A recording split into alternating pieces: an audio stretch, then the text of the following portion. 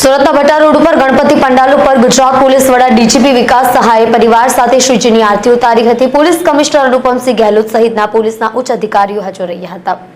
સુરતમાં તમામ તહેવારો સુખમય જાય તે માટેની પ્રાર્થના કરી હતી।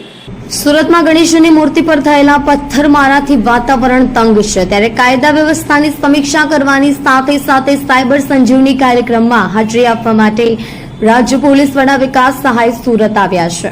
गणपति पंडाल में राज्य पोलीस वड़ा विकास सहाये हाजरी आपी हती, साथे गणपति बाप्पानी आरती उतारीने पूजा अर्चना करी हती। गुजरातना डीजीपी विकास सहाय सूरतनी मुलाकाते આવ્યા છે। ભટાર ખાતે આવેલા ઠાકોરજી સેવા મંડળ દ્વારા ડીજીપી સહિત પોલીસ કમિશનર અનુપમસિંહ ગેહલોત દ્વારા ગણપતિ બાપ્પાની આરતી કરવામાં આવી હતી। સાયબર સંજીવની કાર્યક્રમ પણ કરવામાં આવ્યો હતો। આ કાર્યક્રમ ડીજીપીએ નિહાળ્યો હતો।